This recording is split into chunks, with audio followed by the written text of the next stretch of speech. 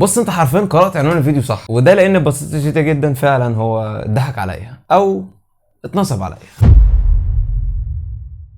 انا عاوزك تركز معايا فعلا في الفيديو ده قوي وتخلي بالك من الكلام اللي هقوله فيه، عشان انا حرفيا حصل معايا موقف غريب جدا، وهي واحده من اجدد طرق النصب اللي انت ممكن تشوفها على السوشيال ميديا، واللي بالمناسبه يعني انا اتضحك عليا فيها برضه عادي يعني، ولكن الحمد لله لحقت نفسي. فيا ترى ايه اللي حصل معايا بالظبط، وازاي اتنصب عليا في الفلوس، وايه هو الموضوع اصلا؟ ده اللي هنقوله في الفيديو بتاعنا النهارده. الاهم هو انك لو لسه اول مره تشوف الشخص اللي قدامك ده، فانزل دلوقتي حالا اشترك في القناه وتعمل شير للفيديو ده لاي حد تعرفه، ويلا بينا نبدا الفيديو. الموضوع ابتدى بان انا كنت بدور على شغل ليا على السوشيال ميديا بس يكون اونلاين، ولكن اللي لفت انتباهي كان اعلان مهم جدا، وهو كان عباره عن انك بتعمل ريفيو للمنتجات، واللي بالمناسبه ده اصلا طبيعه شغلي اساسا هنا على يوتيوب. فقلت مش مشكله يعني اما اقدم، ايه المشكله وايه اللي ممكن يحصل؟ بعدها بحوالي ربع ساعه لقيت حد بيبعت لي رساله على الواتساب. الرساله كان مكتوب فيها بالانجلش فيما معناه يعني ان انت مهتم بالعمل معانا ولا لا. الفكره بقى هنا انا مش فاكر انت مين، يعني انا قدمت في فورمز كتيره جدا، انت انهي واحد فيهم؟ فانا مش فاكر حرفيا ومش عارف ده كان انهي واحد. فدخلت رديت على الرساله رد اللي هو انت لو شخص مش بتفهم انت مش هتقبلني اصلا. كتبت فيها ايوه فعلا انا مهتم بالعمل معاكم، بس انا مش فاكر انتوا انهي شغل بالظبط لان انا قدمت في حتت كتير. فاللي هو يعني رساله زي كده انت مش هتقبلني اصلا، انت اطلع بره.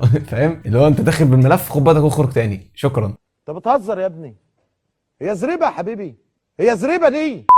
الفكره ان انا لقيت الشخص ده بيرد عليا وبيشرح لي طبيعه العمل بتاعته، فاللي هو استغربت اكتر. يعني انا جاي بقول لك انت مين وشغال في ايه اصلا، ولقيتك انت بترد عليا. طب تمام كمل يعني اما تشوف. قلت له لو سمحت ممكن تشرح لي طبيعه العمل. لقيته بيرد عليا بيقول لي انت عارف موقع اي باي؟ قلت له اه تمام عارف موقع اي باي. قال لي تمام احنا بنساعد الناس اللي بتبيع عليه بحيث ان احنا نرفع التقييمات بتاعه المنتجات بتاعتهم. قلت له تمام ماشي، بعدين اعمل ايه طيب؟ لقيته بعديها رد عليا رد غريب اكتر، بعت لي قال لي خد كمل التسجيل بتاعك هنا. التسجيل كان عباره ان انا اكتب اسم تاني والايميل ورقم التليفون اللي هو تاني وسني بس. ما علينا، مشيت معاه. بعديها ب 10 دقايق لقيت شخص تاني دخل كلمني، او واحده انا مش عارف اذا كانت واحد ولا واحده، لان هي كانت حاطه صوره واحده بنت، فمش عارف اذا كانت هي كانت فعلا بنت اصلا ولا واحد، مش فارقه. دخلت اتكلمت معايا وقالت لي ان انت مهتم بالعمل معانا ومش عارف ايه والكلام دوت. قلت لها تمام انا موافق وما عنديش اي مشكله. لقيتها بعديها بعتت لي لينك موقع. اول لما بعت لي لينك الموقع ده الصراحه انا برجلت الصراحه، قلت ممكن يكون هاكر، وانا كنت شاكك ان هو ممكن يكون هاكر عادي جدا يعني. عشان اقطع الشك باليقين، فانا عندي هنا في البيت لابتوب ملوش علاقه باي حاجه خالص بالشغل بتاعي، فخدت اللابتوب ده وقمت فاتح عليه الموقع اللي اتبعت لي. لقيته موقع اي باي عادي جدا، بس كان مكتوب في الدومين بتاعه حاجه تانية كده جنب اي باي. شكيت في الموضوع برضه. المهم بعتت لي طريقه التسجيل وسجلت على الموقع ومش عارف ايه، وعملت ايميل جديد وكل خطوات التسجيل عاديه جدا مع الشخص اللي كان بيكلمني. هو كان بيقول لي اعمل كذا وانا كنت بعمل زيه بالظبط. بعد ما عملت الايميل بتاعي وخلاص تمام، لقيته بعديها بعت لي ايميل تاني بيوزر وباسورد مختلف عن اليوزر بتاعي اصلا، وقال لي خش بالايميل ده. فدخلت بالايميل ده لقيت صفحه عاديه جدا. بعديها بالظبط لقيته بعت لي رساله قال لي انا حولت لك $500 على الاكونت اللي انا لسه مديهولك ده. قلت له طب تمام اعمل ايه بال $500 دولت؟ قال لي بعد كده هتخش على خانه التاسكس اللي هي المهمات. كان في حوالي تقريبا 38 او 36 تاسك مش عارف الصراحه، بتقعد تعمل التاسكات دي بتدوس، يعني هو مجرد كليك دوس ستارت اوكي ستارت اوكي ستارت اوكي.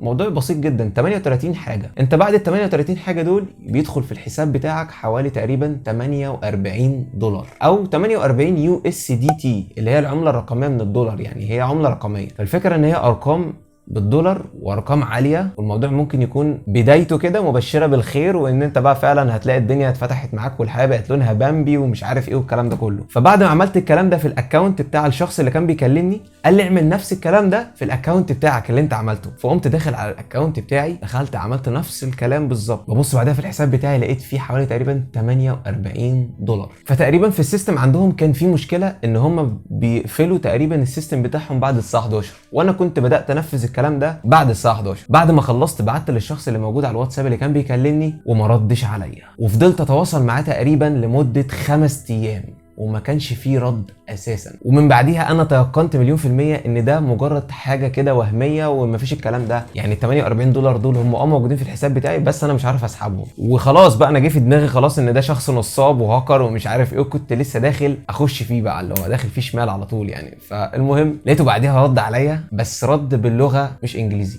رد باللغه رومانيه. انا ما فهمتش لغه رومانيه، انا خدت الرساله وحطيتها على جوجل طلعت لي انها باللغه الرومانيه. المهم دخلت اتكلمت معاه، انت فين يا عم؟ محدش بترد عليا ليه؟ قال لي معلش اصل انا التليفون بتاعي كان اتسرق وكان فيه مشكله والواتساب كان فيه مشكله وما كنتش بعرف ارد وانا عارف ان انت كلمتني كتير وي. قلت له طب تمام ماشي، انا عملت التاسكات اللي انت قلت لي عليها، اعمل ايه تاني؟ قال لي تمام هتخش على الاكونت اللي انا كنت اديته لك قبل كده. قلت له تمام. دخلت على الاكونت بتاعه، فانا شغال على الاكونت بتاعه بنفس الخطوات اللي كنت عملتها قبل كده. لقيت الاكونت بتاعه اللي انا شغال عليه مره واحده الارصده بتاعته بقت بالسالب، فدخلت بعت له رساله قلت له الارصده بتاعتك في الاكونت بقت بالسالب، ايه العمل دلوقتي؟ قال لي تمام ده مجرد حاجه اسمها سبيشال اوردر او حاجه كده اسمها تاسك معين، يعني التاسك ده بيكون فيه عموله 30% انت بتاخدها. قلت له طب ماشي هنعمل ايه؟ قال لي على شويه خطوات وشويه الخطوات دي هتاخد منها رقم او عنوان هتبعت عليه فلوس. قلت له ابعت ايه؟ قال لي لا انت مش هتبعت حاجه انا اللي هبعت اصلا. قلت له تمام. جبت له العنوان من الموقع وبعته له. بعد كده اما حول تقريبا $200 على الاكونت بتاعه عشان اكمل بقيه التاسكات، وساعتها فعلا عملت له الكلام ده ومشي معاه الحوار وكمل التاسكات بتاعته عادي جدا وما كانش فيه اي مشاكل. وبعد كده دخلت الاكونت بتاعي وعملت نفس الخطوات اللي عملتها في الاكونت بتاعه، واثناء ما انا شغال يظهر لي تقريبا نفس التاسك اللي يطلب مني فلوس ويخلي الاكونت بتاعي بالسالب. فانا محتاج ان انا ادخل فلوس زياده عن الطبيعي اللي هم كانوا حوالي تقريبا $50 عشان اكمل بقيه التاسكات واقدر اسحب الفلوس بتاعتي اللي موجوده في الاكونت، واللي كانوا بالمناسبه مش رقم صغير خالص، كانوا حوالي تقريبا $180 اللي هو انت بتتكلم في 9000 جنيه. فدخلت بعت له رساله على اساس ان هو يحول لي فلوس على الاكونت اللي معايا ده اللي هو الاكونت بتاعي زي ما انا عملت لك بالظبط كده. لقيت الرد مختلف تماما. قال لي تمام ماشي دلوقتي انت محتاج انك تحول